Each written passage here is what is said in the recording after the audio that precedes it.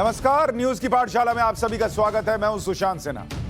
ये वो पाठशाला है जहां सबकी क्लास लगती है। खबर का हर चैप्टर बड़े विस्तार से खुलता है, इतने विस्तार से कि जब आप इस पाठशाला से निकलें तो उस खबर के मास्टर होकर निकले, ये हमारी कोशिश होती है। ये न्यूज का फैमिली शो है जो बार बार याद दिलाता हूं कि बच्चों को भी बुलाइए, उनको भी दिखाइए, खबर उनके काम की भी है और उन्हें समझ में आए इस अंदाज में भी है। तो आइए शुरू करते हैं आज की पाठशाला।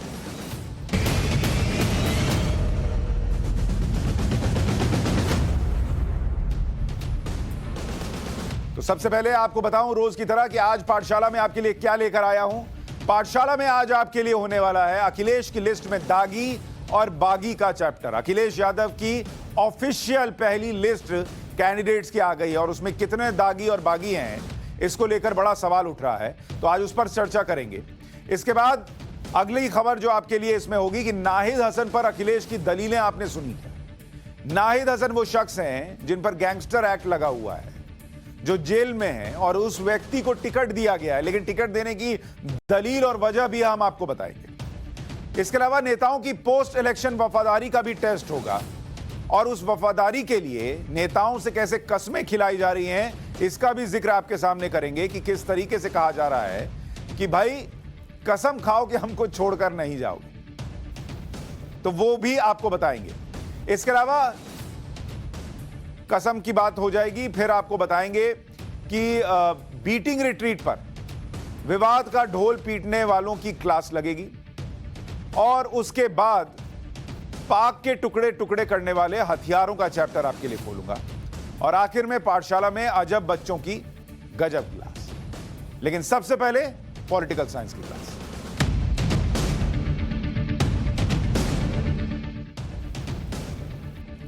पाठशाला में सबसे पहले अखिलेश यादव के लिस्ट में दागियों और बागियों का चैप्टर। समाजवादी पार्टी ने आज अपनी ऑफिशियल लिस्ट जारी कर दी। इसमें 159 उम्मीदवारों के नाम हैं और अखिलेश यादव ने चुन चुन कर नाम दिए हैं। इस लिस्ट में कई दागी हैं, कई बागी हैं जो दूसरी पार्टी से आए हैं, भरमार है। जेल में बंद आजम खान को रामपुर से टिकट दिया गया। अब बताइए आजम खान प्रचार कैसे करेंगे, वो तो जेल में है, लेकिन टिकट दे दिया गया रामपुर से। उनके बेटे को भी टिकट दिया गया है। इतना ही नहीं, जेल में बंद नाहिद हसन को भी कैराना से टिकट कंफर्म कर दिया गया है, जबकि नाहिद हसन की उम्मीदवारी पर बहुत विवाद हो चुका है। लेकिन अखिलेश यादव की इस लिस्ट में आप जेल में हैं तो भी आप टिकट पा सकते हैं।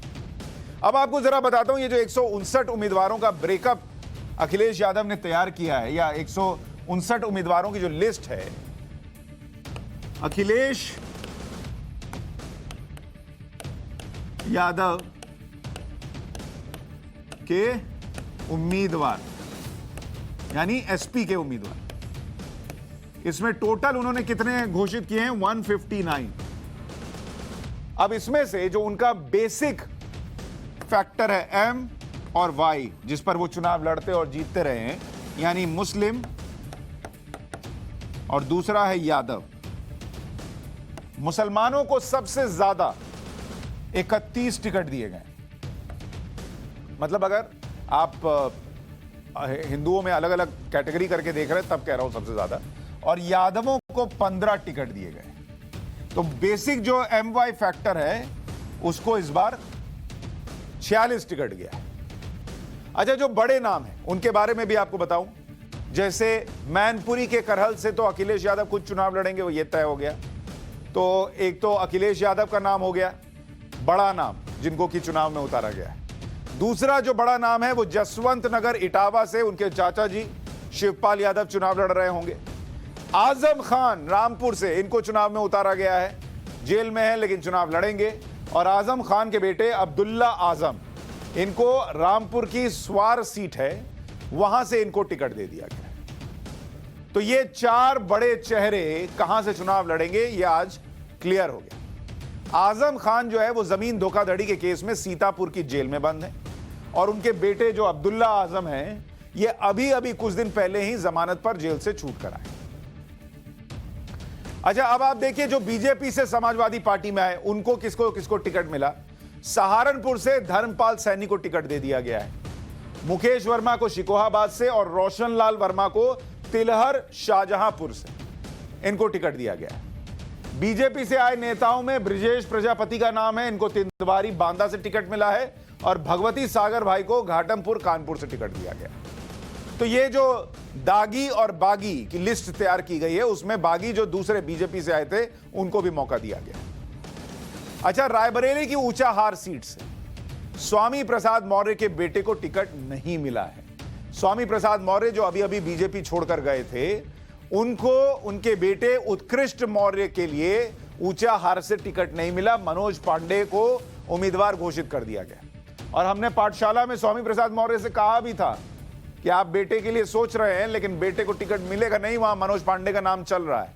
फिर भी गए थे। अब देखिए, उत्कृष्ट मौर्य को अखिलेश यादव ने उत्कृष्ट नहीं माना, उन्होंने मनोज पांडे को उत्कृष्ट मान लिया। यही जिताएंगे। तो स्वामी प्रसाद मौर्य के बेटे रह गए, नहीं मिला ऊंचाहार से टिकट। अच्छा, जिन पर आपराधिक मामले चल रहे हैं, उनमें देखिए जिन पर आपराधिक मामले हैं, कैराना से नाहिद हसन, ये भाई साहब अभी जेल में हैं और इन पर 10 आपराधिक केस हैं, बावजूद इसके इनको टिकट मिला है। सरदना से अतुल प्रधान और 30 आपराधिक केस हैं, लेकिन इनको टिकट मिला है। हस्तिनापुर से योगेश वर्मा 31 केस है, फिर भी इनको टिकट दे दिया गया है। और धौलना से असलम अली 9 केस हैं, इनको फिर भी चुनावी मैदान में उतार दिया गया है। तो यह स्थिति है कि केस कितने भी हों, लेकिन अखिलेश के पार्टी में या अखिलेश जी के साथ आप जा सकते हैं। केस नहीं, अखिलेश मायने रखते। सबसे विवादित नाम नाहिद हसन का है। नाहिद हसन जेल में है, उनका जरा प्रोफाइल देख लीजिए। नाहिद हसन कैराना से मौजूदा विधायक हैं। उस पर कैराना, शामली, मुजफ्फरनगर, सहारनपुर की कोर्ट में केसेस भी चल रहे हैं। जमीन खरीदने में धोखाधड़ी का आरोप है, अपहरण का आरोप है, डकैती जैसा आरोप है, गैंगस्टर एक्ट लगा हुआ है। एक केस में गैंगरेप पीड़िता के परिवार को धमकाने का भी आरोप है। शामली की कोर्ट ने उसे भगोड़ा घोषित किया था। नाहिद हसन पर कैराना में हिंदुओं का जो पलायन हुआ था, उस पलायन का मास्टरमाइंड होने का भी आरोप है। मतलब कुछ बचा नहीं है। इधर उधर से निकालिएगा आरोप, तो जो आप निकालिएगा वो कहेंगे ये तो है मेरे पास। ये नाहिद हसन का बायोडेटा है। अच्छा, नाहिद हसन को क्यों टिकट दिया गया, इसके लिए समाजवादी पार्टी ने लिखित में जो दलील दी वो भी आपको दिखाता हूं, क्योंकि जो दलील दी गई उसमें नाहिद हसन को सामाजिक कार्यकर्ता बताया गया है। नाहिद हसन ने बहुत सारे मानवता के काम किए, ये लिखा गया है। क्योंकि इस बार मैंने आपको बताया था ना कि चुनाव आयोग को बताना है आपको कि क्यों हुआ था। तो अगर आप देखेंगे, इस बार नाहिद हसन को जो टिकट दिया गया उसके लिए बाकायदा ये कहा जा रहा है, ये बिकॉज मिस्टर नाहिद हसन, ये पढ़िए जरा, because mister Nahid Hasan has done a lot of humanitarian work and have helped in many social causes. भाई पे कोई आपराधिक मामला ऐसा है नहीं जो बचा होगा, लेकिन कह रहे हैं कि इतना सामाजिक कार्य कर दिया है, क्या बताएं। ही इज एमएलए, अरे वो तो है ही है, लेकिन टिकट क्यों दिए। He has done a lot of social work due to which he has gained immense respect and popularity. Mr. Naid Hassan has also done social services in the COVID period, providing food for the poor and backward people. Because Mr. Naid Hassan is better than other applicants, his father and mother were former MPs. मतलब नाहिद हसन दूसरों से बेहतर है, उनके माता पिता पहले MP रह चुके हैं, उन्होंने कोरोना काल में खाना बांटा है, तो पिछल का सब भूल जाइए, हो गया। और फिर कि दूसरे को क्यों नहीं दिया, तो उसमें भी लिख दिया है कि Nahid Hasan is better than other applicant. तो इस दूसरे को कैसे देंगे, हो गया, बस हमने कह दिया ये बेहतर है तो बेहतर है, हो गया। तो ये नाहिद हसन को टिकट देने की वजह बताई गई। कैराना सीट के बारे में अब हम आपको बताते हैं नाहिद हसन को क्यों टिकट गया। जब आप ये कैराना सीट का आंकड़ा देखेंगे तो आपको समझ में आएगा। जिस कैराना से नाहिद हसन को टिकट मिला है, इस कैराना का जरा समीकरण समझिए। 2017 का चुनावी नतीजा देखिए। 2017 जब नतीजे आए थे तो नाहिद हसन, इनको कितने वोट पड़े थे? नाहिद हसन को वोट पड़े थे करीब 98,830 वोट पड़ा था, ये नाहिद हसन को मिला। इसके बाद जो बीजेपी की इस बार की उम्मीदवार हैं मृगांका सिंह, उनको वोट पड़ा था और मृगांका सिंह को कितना वोट पड़ा था? उनको पड़ा था 77,668 वोट। ठीक है। और उस वक्त आरएलडी ने भी अपना उम्मीदवार उतारा था, अनिल चौहान। तो आरएलडी के उम्मीदवार को कितना वोट मिला था? उनको मिला था करीब 20,000 के आसपास, 8 वोट कम था, 19,992 वोट। अब आज की तारीख में ये दोनों साथ हो चुके हैं, प्लस हो चुके हैं ये, लेकिन जीत का अंतर था 21,162 वोट। अब कैराना का जो चुनावी गणित है, कैराना का, उसको देखिए कि वहां हालत क्या है, वोटर कितना है। कैराना में कुल वोटर जो है, कुल वोटर वो बैठता है करीब 2,99,980, मतलब 20 वोटर कम है 3 लाख से। इसमें ब्राह्मण कितने हैं? इसमें ब्राह्मण आपके कैराना में आते हैं करीब 11,000 वोटर। ठीक है। ठाकुर या क्षत्रिय जो हैं वो आपके हो जाते हैं करीब करीब 4,800। ठीक है। वैश्य हो गए 7,000। अभी आप सोचेंगे ये सब क्यों बता रहा हूं, अभी समझा दूंगा आपको।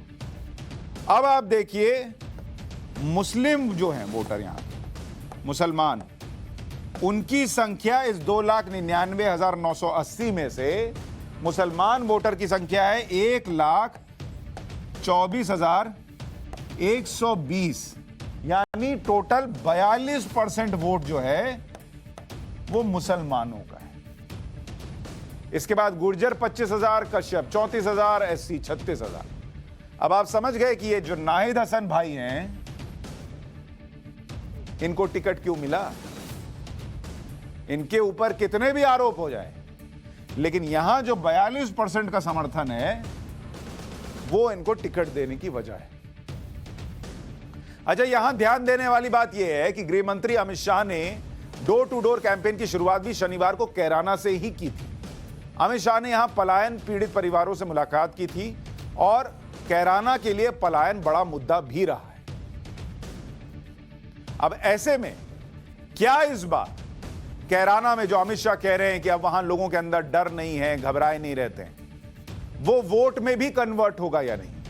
और क्या वो वोट में कन्वर्ट हो सकता है इसलिए अखिलेश यादव की मजबूरी बनी कि एक आदमी जो जेल में है, जिस पर इतने गंभीर आरोप हैं, उसको टिकट दे दिया जाए?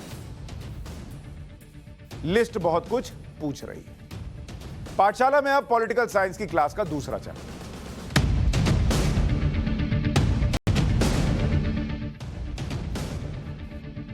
पार्टियां चुनाव लड़ने के लिए नेताओं को टिकट देती हैं, लेकिन कुछ पार्टियां ऐसी हैं जो टिकट देने के साथ साथ नेताओं को यह कसम भी दिलवा रही कि चुनाव में जीत गए तो पार्टी छोड़कर नहीं जाना है।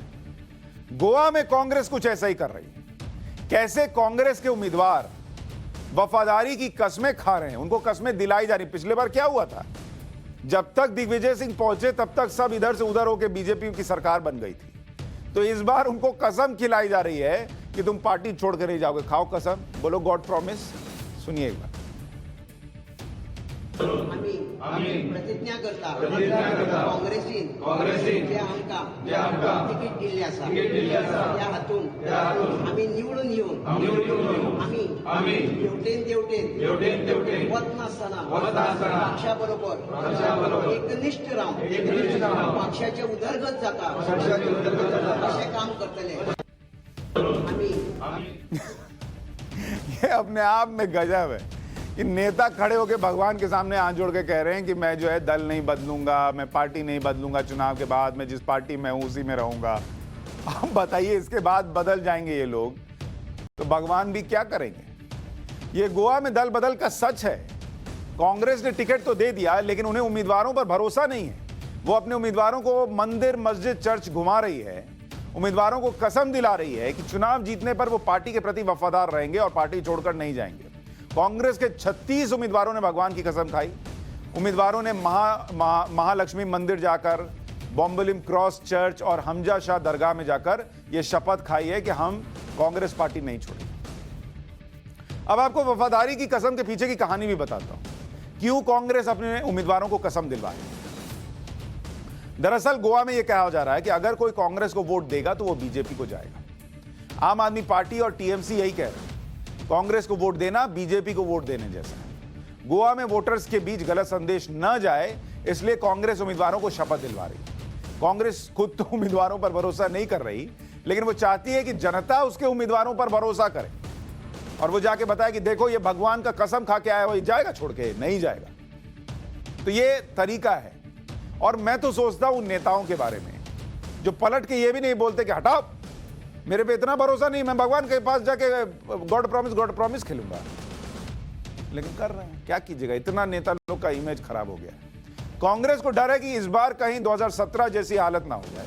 2017 विधानसभा चुनाव के दौरान सबसे बड़ी पार्टी होने के बावजूद कांग्रेस सरकार नहीं बना पा रही।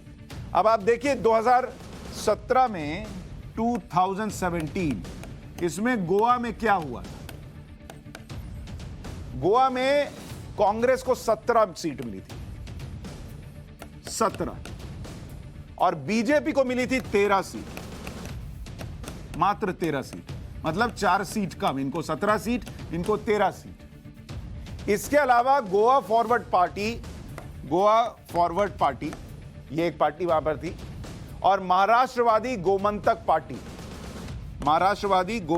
पार्टी, इन दोनों को 3-3 सीट आई थी, 3-3, और 3 निर्दलीय थे। इंडिपेंडेंट जो है वो 3 थे, और एनसीपी के खाते में 1 सीट आई, एनसीपी 1। कांग्रेस बीजेपी दोनों ही बहुमत के आंकड़े से दूर थे। 40 सीटों वाली विधानसभा है, तो ना इनको 21 आ रहा था और ना इनको 21 आया हुआ था। इनके लिए 21 4 सीट दूर था, और इनके लिए 21 जो है वो 8 सीट दूर था। लेकिन पहले बीजेपी ने समर्थन जुटा लिया, और सबसे बड़ी पार्टी होने के बावजूद कांग्रेस सरकार बना नहीं पाई। इन 5 सालों में कांग्रेस के 17 में से 15 विधायक पार्टी छोड़कर बीजेपी में जा चुके हैं। इस डर से कांग्रेस अपने उम्मीदवारों को कसम खिलवा रही है। We have tried to remove any doubts in the minds of the public, by and large, that Congress is very serious about the perception. Many times the political parties are asking that what is the use of electing Congress MLAs, they will go to other parties. These are the parties we have been poaching our MLAs. If a son leaves the parents and goes, it is not only parents to be blamed. Only parents can be blamed. Son is equally responsible, and those who take him, they are also responsible. वैसे गोवा में नेताओं को party न छोड़ने की कसम दिलवाने का आइडिया कांग्रेस को गोवा फॉरवर्ड पार्टी से आया, जिसे पिछले साल अपने 3 विधायकों को और पदाधिकारियों को शपथ दिलवाई कि वो 2022 के चुनाव में बीजेपी का समर्थन नहीं करेंगे। गोवा में विधायकों का गोवा गॉन क्यों हो रहा है, इसे आप चुनावों का विश्लेषण करने वाली संस्था एसोसिएशन फॉर डेमोक्रेटिक रिफॉर्म्स यानी एडीआर की रिपोर्ट से समझ सकते हैं। एडीआर की जो रिपोर्ट है उसके मुताबिक अगर आप गोवा का हाल देखिएगा, ऐसे ही नहीं हो रहा, घबराए हुए ऐसे थोड़ी हैं, कुछ है तब तो घबराए हुए हैं। गोवा के बारे में देखिए, गोवा को लेके एडीआर की रिपोर्ट वो क्या कह रही है, इसको देखिए। ये गोवा की एडीआर की रिपोर्ट कह रही है कि पिछले 5 साल में अगर आप देखेंगे तो गोवा के अंदर 60% विधायक इन्होंने दल बदल किया है। 60%। अब आप सोचिए कितना बड़ा यह आंकड़ा है, तो लोग घबराएंगे नहीं। 5 साल में गोवा में 40 में से 24 में इन्होंने पार्टी बदली है। 40 में से 24 में, बताइए इतने सारे लोग। जो नहीं बदलता होगा वो उसको लोग ताना मारते होंगे, वहीं बैठे हो। सबसे ज्यादा कांग्रेस के 17 में से 15 विधायक इधर से उधर चले गए। कसम नहीं खिलाएंगे तो क्या करेंगे भाई, और कोई उपाय नहीं है। लेकिन ऐसी कसम खिला के अगर नेताओं को रोकना पड़ रहा है तो फिर तो कसम वोट देने वाले की वो तो सोच के ही वोट दे। फिर अब चलते हैं, आपको लिए चलते हैं राष्ट्रवाद की क्लास में, और बात राजनीति की धुन के बाद बीटिंग रिट्रीट पर हो रहे विवाद के धुन की।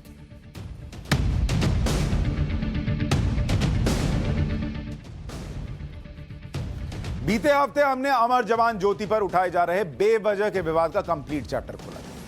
आज हम उस विवाद के चैप्टर को खोलेंगे जो इस बार बीटिंग द रिट्रीट को लेकर उठाया जा रहा है, और उन लोगों की क्लास लगाएंगे जो बीटिंग द रिट्रीट पर विवादों का ढोल पीट रहे हैं।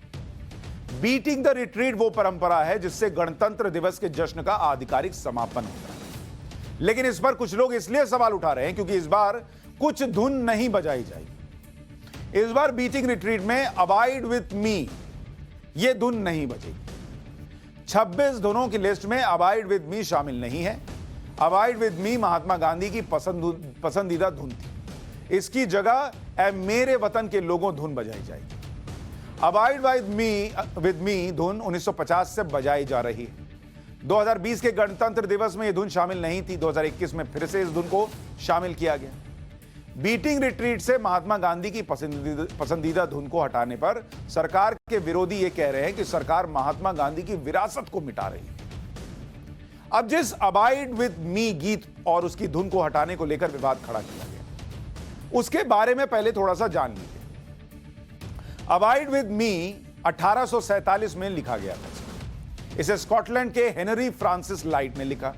इसकी धुन विलियम हेनरी मोंक ने तैयार की। फर्स्ट वर्ल्ड वॉर में यह धुन काफी लोकप्रिय हुई। ब्रिटिश नर्स एडिथ कैवल के कारण यह लोकप्रिय हुई। एडिथ कैवल ने बेल्जियम से ब्रिटिश सैनिकों को भागने में मदद की। इस दौरान जर्मन सैनिकों ने एडिथ कैवल को पकड़ लिया। मरने से पहले एडिथ ने अबाइड विथ मी गीत ही गाया था। एक धुन हटाई गई, वो भी एक विदेशी गीतकार, विदेशी संगीतकार की। उस पर विवाद खड़ा हो गया। महात्मा गांधी की विरासत को मिटाने तक के आरोप लग गए। महात्मा गांधी की विरासत इतनी हल्की है कि एक गीत महात्मा गांधी को पसंद हो और वो धुन हट जाए तो महात्मा गांधी की विरासत मिट जाएगी। ये तो विरासत को मिटाने का आरोप लगाने वालों को सोचना चाहिए कि वो महात्मा गांधी को कितने हल्के में ले रहे हैं, जबकि सच्चाई इन आरोपों से कोसों दूर है। यह पहली बार नहीं है जब बीटिंग रिट्रीट की परंपराओं में कोई बदलाव किया गया। 2012 में शहनाई को शामिल किया गया। 2014 में रघुपति राघव की धुन बजाई गई। 2014 में जहां डाल डाल पर सोने की चिड़िया वो वाला गीत बजाया गया। 2012 में 7 विदेशी धुन शामिल की गई।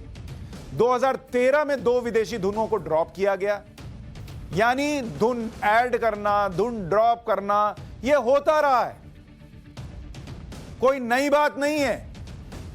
मुझे एक तो यह बात समझ में नहीं आती कि इस देश में एक परंपरा बन गई है कि कोई भी विवाद खड़ा हो तो पिछलों ने ऐसा किया है ये बताइए, तब उसको सर्टिफिकेट मिलता है कि ओके तुम भी कर सकते हो। क्यों भाई? वो पिछलों का सर्टिफिकेट नहीं मिलेगा तो नया कुछ इस देश में नहीं हो सकता है। खैर, होता यही है। अबाइड विद मी को लेकर जो विवाद खड़ा कर रहे हैं, उन्हें यह भी नहीं पता कि बीटिंग रिट्रीट में पहले भी कई बार बदलाव हो चुके हैं। अच्छा, अबाइड विद मी धुन हट गई तो हल्ला मचा दिया। आपको बताता हूं कि 2010 से लेकर 2014 तक कई बार कैसे धुनों का बदलाव हुआ। अब आप इसको देखिए। धुन बदले गए पहले भी, बीटिंग रिट्रीट का बता रहा हूं। 2010 में यह साल था, सैम बहादुर, यह धुन शामिल थी 2010 में। इसको 2011 में ड्रॉप कर दिया गया। तो क्या हो गया? नहीं हुआ पहले। अच्छा, 2010 में एक धुन थी sky boat song, sky boat, यह धुन बज रही थी 2010 में। इसको 2011 में ड्रॉप कर दिया गया। तो क्या हो गया? हंगामा हो गया। 2011 में March of the mariners, March of the mariners, यह धुन थी और इसको 2013 में ड्रॉप कर दिया गया। तो क्या हो गया? क्या दुनिया खत्म हो गई, तबाह हो गई? क्या हो गया? 2011 में इवनिंग स्टार धुन थी, 2013 में ड्रॉप हो गई। 2013 में मैन ऑफ वॉर धुन थी, 2014 में ड्रॉप हो गई। 2013 में कदम कदम बढ़ाए जाती, 2014 में ड्रॉप हो गई। 2014 में स्काई लॉर्ड धुन थी, 2013 में ये धुन नहीं थी। अरे भाई एक कार्यक्रम है, उसमें धुन आ रही है, जा रही है, कुछ नई को मौका मिलेगा, कुछ पुराने हटेंगे, इसमें क्या हो गया? और महात्मा गांधी की पसंदीदा धुन थी तो उसकी जगह कोई धुन कभी नहीं आएगी, और एक धुन हटने से महात्मा गांधी का पूरा जो किया हुआ काम है वो खत्म हो जाएगा। बीटिंग रिट्रीट और उसमें विदेशी कलाकारों की धुनें बजने का सिलसिला सालों से चल रहा है। किसी ने यह सवाल नहीं उठाया कि इन दोनों का भारत से क्या मतलब है। आप बताइए, भारत में बीटिंग द रिट्रीट का कार्यक्रम हो रहा है, उसमें विदेशी धुन क्यों बजती है? हमारे यहां धुन की कमी है। 2014 में किल्ट इज माई डिलाइट नाम की स्कॉटिश धुन शामिल है। किल्ट स्कॉटलैंड का पारंपरिक परिधान है जो स्कर्ट की तरह होता है। द मार्केज ऑफ हंटली धुन भी शामिल हुई थी, स्कॉटलैंड की थी। 2013 में सीपीओ धुन बजाई गई थी जो 1725 में बनी थी। सीपीओ एक रोमन सैनिक था जिस पर यह धुन बनी हुई थी। 2011 में the high road to Linton धुन बजाई गई। यह धुन स्कॉटलैंड के हाईलैंड्स पर आधारित थी। इन दोनों का भारत और भारतीय सेना से कोई लेना देना नहीं, लेकिन डाल रहे हैं। इसी तरह अबाइड विद मी आर्मी धुन है, लेकिन इसके बोल बहुत कम लोगों को समझ आते हैं। इसकी जगह ए मेरे वतन के लोगों गीत ज्यादा बेहतर तरीके से सेना के पराक्रम और बलिदान को बताता है। ए मेरे वतन के लोगों, यह सुनकर आपके आंख में आंसू आ जाएगा। आप में से कितने लोगों ने अबाइड विद मी धुन सुनी होगी? नहीं, ए मेरे वतन के लोगों मत डाल, अबाइड विद मी बजाओ क्योंकि महात्मा गांधी को पसंद। अरे पसंद थी भाई, कौन मना कर रहा है? लेकिन वो हटा देने से उनका अपमान हो जाएगा, ये कौन सी बात है? अब आपको बीटिंग द रिट्रीट के बारे में बताता हूं, जिसको लेकर यह पूरा विवाद खड़ा हुआ। 26 जनवरी को राजपथ पर परेड होती है, देश की ताकत दुनिया देखती है। उसके बाद हर साल 29 जनवरी को बीटिंग द रिट्रीट सेरेमनी आयोजित होती है। भारत में बीटिंग द रिट्रीट की शुरुआत 1950 से हुई। बीटिंग द रिट्रीट का मतलब होता है सेनाओं की बैरक में वापसी। बीटिंग द रिट्रीट समारोह हमेशा सूर्यास्त के समय होता है। थल सेना, नौसेना और वायुसेना के बैंड पारंपरिक धुनों पर मार्च करते हैं। बीटिंग द रिट्रीट में देश के राष्ट्रपति मुख्य अतिथि होते हैं। रायसीना रोड पर राष्ट्रपति भवन के सामने इसका प्रदर्शन किया जाता है। अब आप सोचिए, मतलब इस देश में कैसी कैसी बातों पर विवाद होता है। ना किसी को हिस्ट्री देखनी है, ना ज्योग्राफी देखनी है, ना केमिस्ट्री देखनी है, बस शुरू हो जाना है। अरे महात्मा गांधी की पसंदीदा धुन थी, हटा दिए, उनको मिटाना चाह रहे हैं। ये लोग महात्मा गांधी को कितने हल्के में लेते हैं भाई कि धुन पसंदीदा नहीं बजेगी। एक तो मैं जानना चाहता हूं कि कितनों को पता थी कि ये महात्मा गांधी की पसंदीदा धुन है, कितनों को पता थी कि ये धुन क्या है, लेकिन हंगामा हो रहा है। सोचिए, इस पाठशाला में आकर यह जानकारी न मिले तो आप भी क्या से क्या सोचेंगे। खैर, पाठशाला में अब राष्ट्रवाद की दूसरी क्लास का चैप्टर।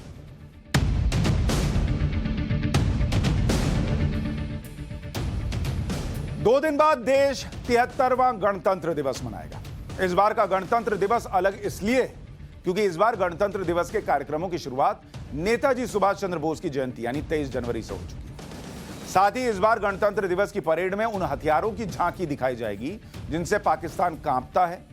ये वो हथियार हैं जिनके दम पर भारत ने 1965 और 1971 की जंग में पाकिस्तान को धूल चटाई थी। 26 जनवरी को राजपथ पर होने वाली परेड में आपको न्यू इंडिया की मॉडर्न सैन्य ताकत के साथ 1965 और 1971 में पाकिस्तान को शिकस्त देने वाले हथियारों की झांकी दिखाई देगी। यानी जो नए वाले हथियार वो तो होंगे ही, लेकिन वो पुराने हथियार जिन्होंने हमें जीत का गौरव दिया, उन्हें भी राजपथ पर इस बार उतारा जाएगा।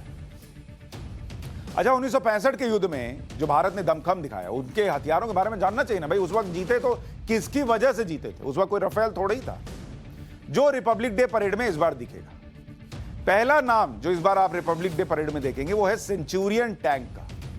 उस वक्त भारतीय सेना के पास ब्रिटिश सेंचुरियन टैंक थे जो पाकिस्तान के पास अमेरिका से आए बेहद आधुनिक पैटर्न टैंक। लेकिन सेंचुरियन टैंक्स ने पाकिस्तानी पैटर्न टैंक्स की धज्जियां उड़ा दी। 1965 में असल उत्तर की लड़ाई में 45 सेंचुरियन टैंक्स ने 94 पाकिस्तानी पैटर्न टैंक्स की कब्रगाह बना दी थी। ऐसे टैंक्स थे। 1971 में बसंतर की अहम लड़ाई में भी इन टैंक्स ने पाकिस्तान के 46 टैंक्स को तबाह किया। इसके बाद दूसरा जो आपको हथियार देखने को मिलेगा, royal ordinance L7 tank gun. यह उस दौर में ब्रिटेन की सबसे कामयाब टैंक गन थी।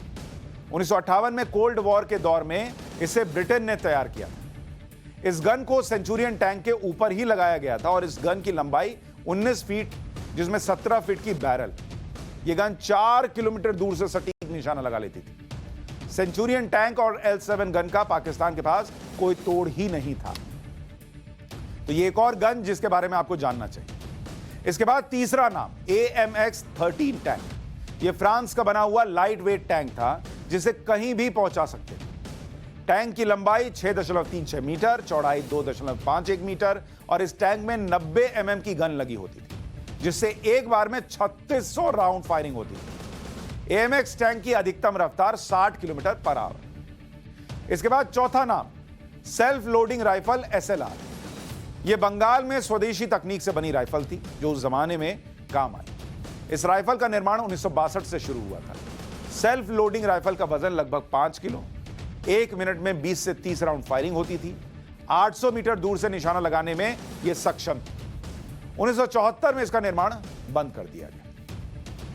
अच्छा, 1962 में चीन से युद्ध के बाद 1965 तक भारत ने हथियार खरीद को गंभीरता से लिया और इसी का नतीजा है कि 1965 में भारत के पास वो हथियार थे जिन्होंने पाकिस्तान के मंसूबों को नाकाम किया। 1971 में पाकिस्तान के खिलाफ जंग में इस्तेमाल हुए जो हथियार परेड में शामिल किए जाएंगे उनमें OT-62 टोपास टैंक था। इसे पोलैंड और चेकोस्लोवाकिया ने मिलकर तैयार किया था। यह जमीन और पानी दोनों पर चल सकता था। जमीन पर 450 किलोमीटर तक ऑपरेशन दक्षता थी। पानी में 150 किलोमीटर तक मार कर सकता था। यह टैंक नाइट विजन डिवाइस से भी लैस था उस जमाने में और एक बार में 16 लोग इसमें बैठ सकते थे। 1971 में बसंतर की लड़ाई में इस टैंक ने अहम भूमिका निभाई। अच्छा, एक है PT-76। यह भी टैंक है और इस टैंक का निर्माण सोवियत संघ ने 1950 में किया। इसे फ्लोटिंग टैंक भी कहा जाता है। जमीन पर 44 किलोमीटर प्रति घंटा की रफ्तार से चलता था और पानी में 10.5 किलोमीटर प्रति घंटे की रफ्तार से। इराक, सीरिया और उत्तर कोरिया में भी प्रयोग होता है। 1971 में इसे पूर्वी मोर्चे पर तैनात किया गया था। PT-76 टैंक में 76.2 मिलीमीटर की गन लगी हुई थी।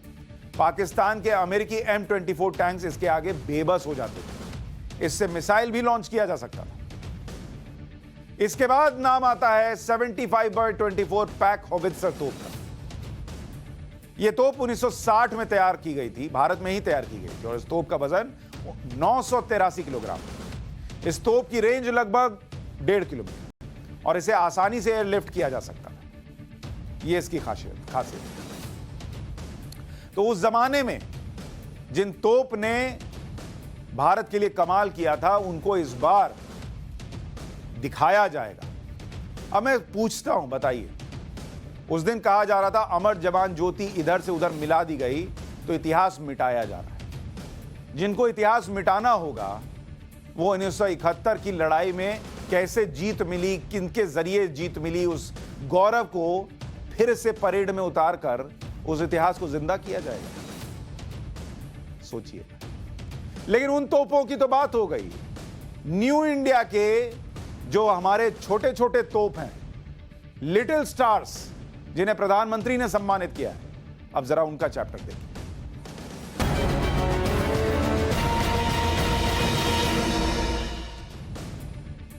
अब आप कहेंगे गजबे है मैं आज इन बच्चों को लेकर क्यों आया हूं, क्योंकि बच्चे देखेंगे, इनके बारे में सुनेंगे तो आपके मुंह से निकल ही जाएगा गजबे है, ऐसा करते हैं क्या।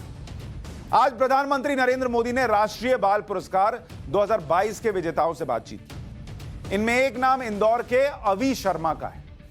7वीं क्लास में पढ़ने वाले 11 साल के अवि देश भर के 120 विद्यार्थियों को वैदिक गणित पढ़ाते हैं। बाल रामायण भी लिख चुके हैं, मोटिवेशनल स्पीकर हैं।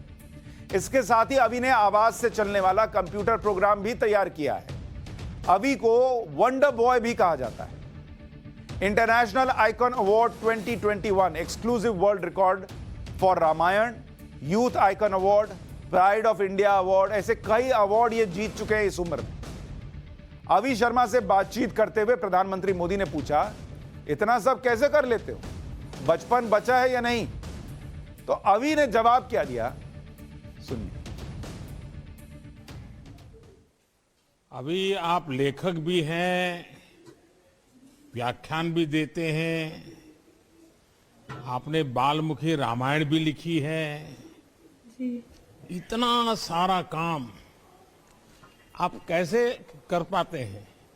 बचपन बचा है कि वो भी चला गया है? सर, ये सब भगवान श्री राम का आशीर्वाद है कि मैं इतना सब कर पा रहा हूँ, क्योंकि सर गीता में ही लिखा है 7वां अध्याय 8वां श्लोक की रसोहम पशु कौन्तेय प्रभास्मि शशि सूर्यो प्रणव सर्ववेदेषु शब्द खे पौरुषम दृशु, यानी कि मनुष्य में जो सामर्थ्य है वह मैं हूँ।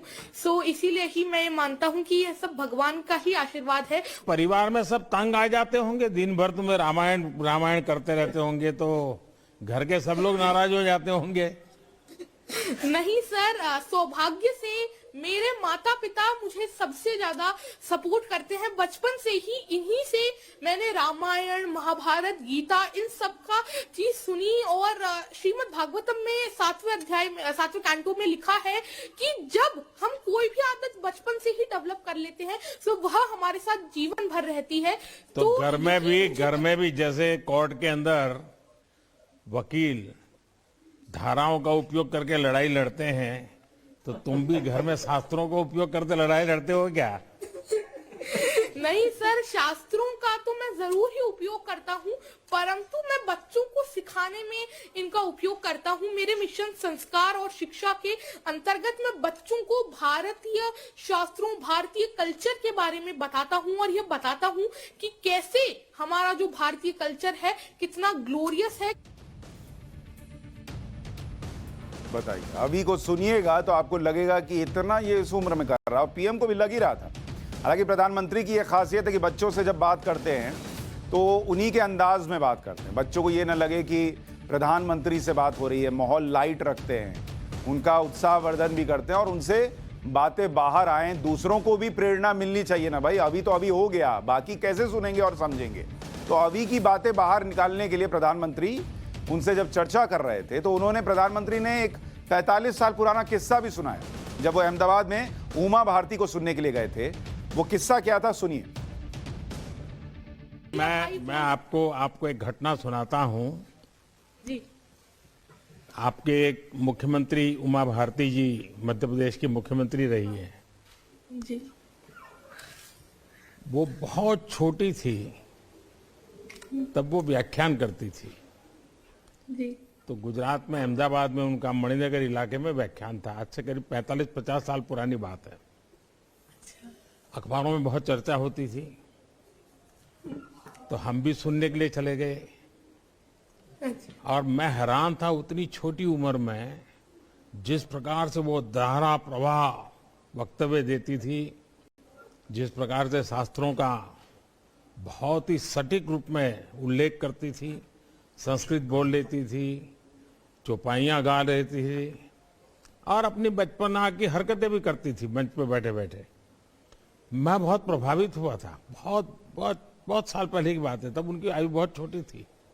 तो मुझे लगा कि शायद मध्य प्रदेश में ये कुछ ताकत ऐसी है कि सब इसी प्रकार के विद्वान लोग बचपन में ही तैयार हो जाते हैं।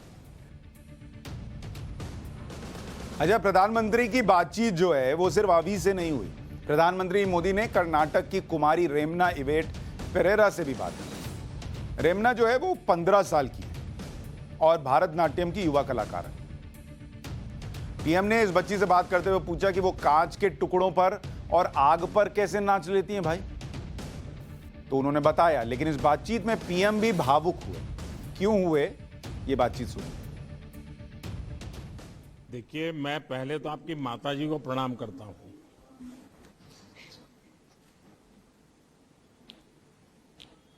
आप कितनी भाग्यवान है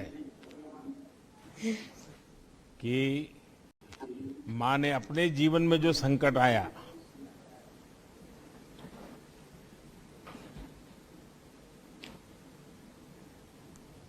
उस संकट के बीच भी तुम्हारे सपनों को पूरा करने के लिए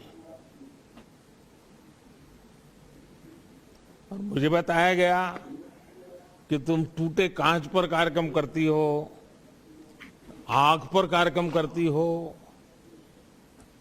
जी ये सर। सुनकर के ही डर लगता है, तुम्हें क्या लगता है? सर फर्स्ट तो मुझे बहुत डर लगा, बट बाद में मामा ने उसको लेके फर्स्ट एक्सपेरिमेंट किया कि उन्होंने नाचा उसके ऊपर। बाद में मेरे को ब्रेवरी दिया कि रमोना कुछ नहीं होगा, जा बोल के। तो बाद में बहुत सालों लगा सर गांच के ऊपर जस्ट खड़े होने के लिए। बहुत गांच पीसेस पैर के अंदर गए हैं, बट फिर भी मुझे एक इंटरेस्ट भी था अंदर कि मुझे सीखना है बोल के।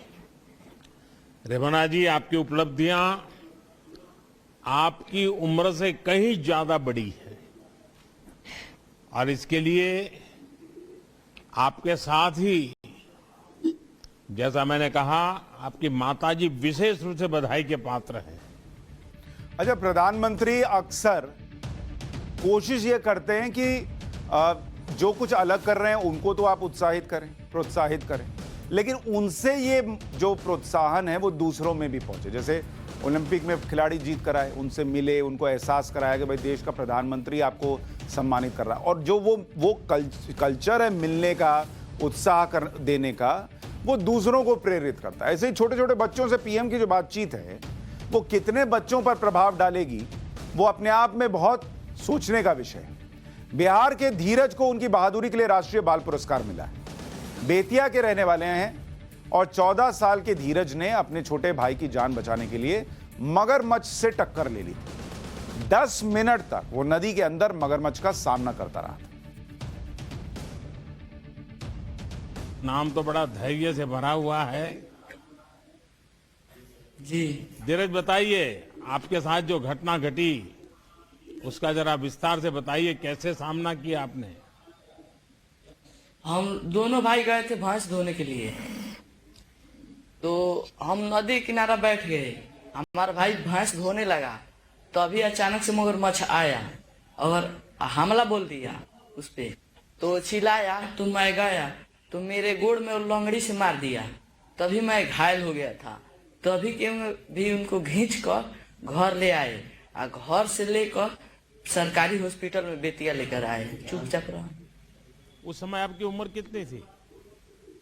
14 बरस। अच्छा, तो ये आपका छोटा भाई था? जी। तो उस भाई को याद है सारा कैसे हुआ था? और अब याद करता है उसको? भाई को डर लगता है कि अभी हिम्मत आ गई है? डर लगता है, नदी के पास नहीं जाता है वो। हाँ। अच्छा, घटना जब इतनी हुई, खून दिखता होगा, मगर इतना बड़ा दिखता होगा, तो आपको डर नहीं लगा? आपके दिमाग में क्या विचार आया उस समय? उस समय मेरा दिमाग में खाली मेरा भाई लौक रहा था, अगल बगल कुछ नहीं। भाई लोग लौक रहा था, मतलब कि भाई लोग ही दिख रहा था। लेकिन ये जो दिख रहा है कि हिंदुस्तान में मिट्टी में कुछ बात है कि इस तरीके के बहादुर बच्चे, कमाल के बच्चे इस मिट्टी में पलते हैं और बढ़ते हैं, और इसलिए देश जो है वो आगे बढ़ता है। इसका गर्व हम सबको होना चाहिए। पाठशाला में आज के लिए इतना ही। कल फिर मुलाकात होगी। तब तक आप भी सोचिए, आप भी इस देश को कैसे आगे ले जा सकते हैं। नमस्कार।